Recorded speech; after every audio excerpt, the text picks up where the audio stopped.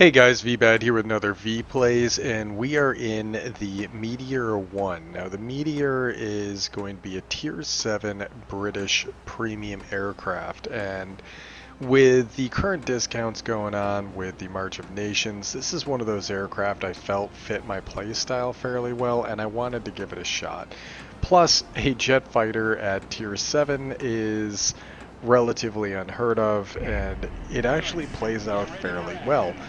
This thing is an aircraft with a lot of speed available to it. Even though the altitude performance isn't spectacular, that's kind of what we can expect for most of the British aircraft. Even the heavies have a little bit of a low altitude ceiling until you get to the Javelin and P228.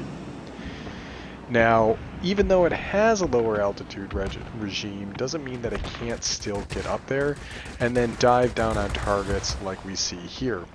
420mm Hispano Mark Vs are going to be more than enough to be able to handle a lot of these aircraft.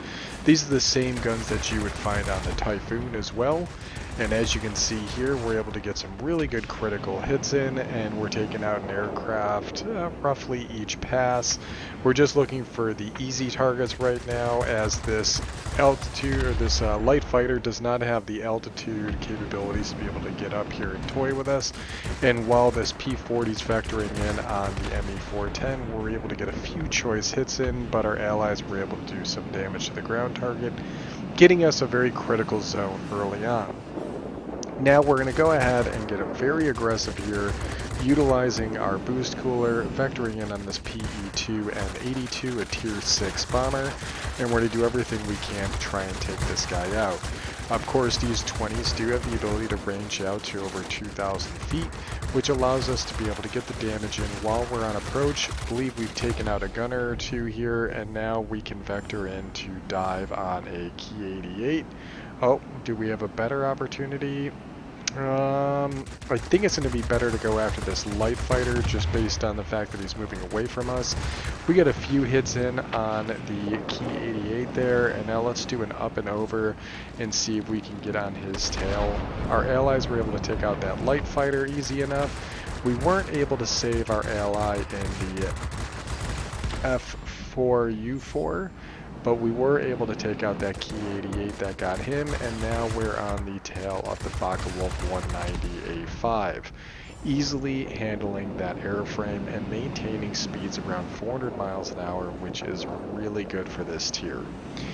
In addition to that, we're able to get the aircraft up to altitude with a bit of a slingshot here, and even though I say that its altitude performance isn't spectacular, that's compared to like an altitude fighter. It's still a pretty decent altitude actually, to be able to get up to around 5,000 feet and hold your own.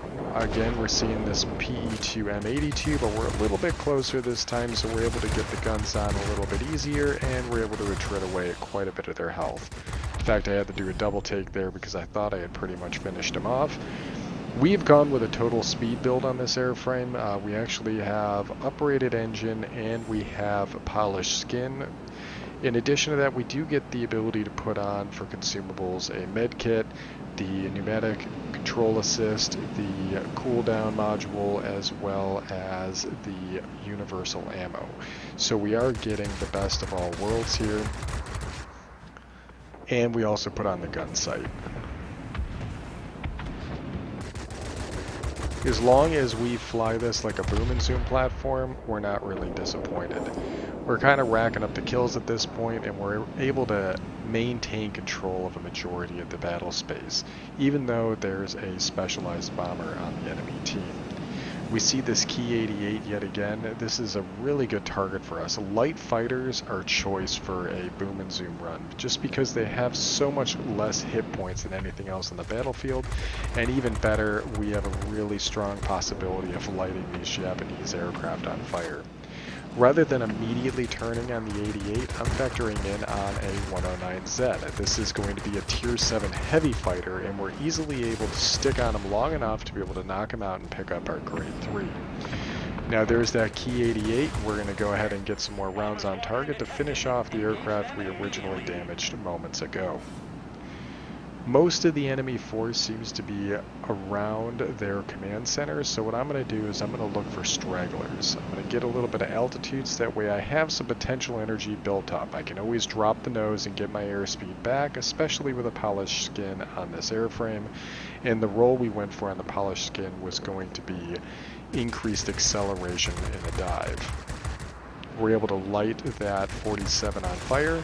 We got some good damage on him, and we had a crit on that 265. So we're going to double back, but then I realize I have a much better target here. We have an ME-410. He's at lower altitude. You can see that he's smoking, so we know that he's damaged. So we're going to go in for a low pass. I'm actually trying to keep myself in that 5,000 foot regime. And now I'm going to start unloading at range. And we'll see if we can finish him off right here. Come on, sink it in. There we go. Honestly, probably fired a little bit too early there. I try to hold my fire until we're within optimal range, and that gives you a much better potential for kill, because as soon as you start landing shots, even a bot will start to maneuver against your airframe, and it makes it harder to make contact with these shots. And for a boom and zoom, you're really relying on that surprise attack, just like we were there against that P-47 Bravo. Picked up the Akamatsu medal, and we got grade 2, and for a first flight in this airframe, it's turning out pretty well for us. Even better is the fact that this is a premium, so we will be bringing in some extra credit. I am actually happy the enemy took this garrison, because that gives me some more time, because I don't want them to get all the points all at once. I would rather have a closer match. If you have a closer match and you seem to have pretty good control of it for the most part, you'll find that you're going to get much better scores just because there's more time of gameplay. So we can go in here and vector in on this PD2M82 and try and rip them up. We are overheating a bit. These guns aren't the best for going after bombers, but they are effective enough, as we've taken out that same bomber 3 times now. There's that 109Z yet again, but we are missing an engine, so I'm dipping the nose a little bit to try and maintain some airspeed.